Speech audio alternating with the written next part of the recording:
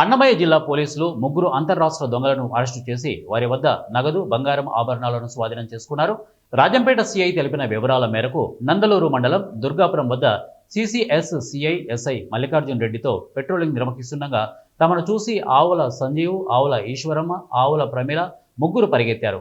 అనుమానంతో వారిని వెంబడించి పట్టుకుని సోద చేయగా వారి వద్ద 14,000 రూపాయల నగదు, 250 గ్రాముల బంగారు లభ్యమైంది.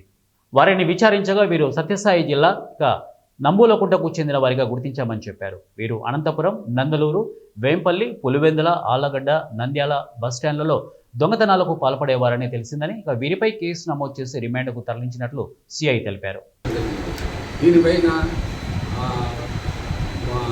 సీనియర్ ఆఫీసర్ల ఆదేశాల మేరకు ఇన్వెస్టిగేషన్ ప్రారంభించి దీనికి సంబంధించిన వ్యక్తులను ఎవరున్నారనేసి సిసిఎస్ క్రైమ్ స్టేషన్ సిఐ గారు వాళ్ళ సహకారంతో ఇన్వెస్టిగేషన్ ప్రారంభించి ఈరోజు మన నందలూరు పోలీస్ స్టేషన్ పరిధిలోని దుర్గాపురం క్రాస్ రోడ్ వద్ద ఇద్దరు మహిళలు వారి పేర్లు వచ్చి ఈశ్వరమ్మ, ఆవుల ఈశ్వరమ్మ వయసు 50 సంవత్సరాలు, ఇంకొక ఆమె ఆవుల ప్రమీల వయసు 23 సంవత్సరాలు, ఇంకొక ఆయన ఆవుల సంజీవ్ వయసు 60 సంవత్సరాలు.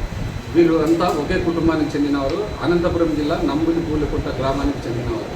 వీరంతా ఒక ముఠాగా ఏర్పడి అంతర్జిల్లా నేరస్తులు అన్నమాట. వీళ్ళు ఒక జిల్లాలోనే కాకుండా మన అన్నమయ్య జిల్లాలోను, కడపలో పులివెందుల, వేంపల్లిలోను, అనంతపురంలోను, తర్వాత కర్నూలు జిల్లా నంద్యాల, ఆళ్లగడ్డలోను కూడా దొంగతనాలు చేసుకున్నట్టు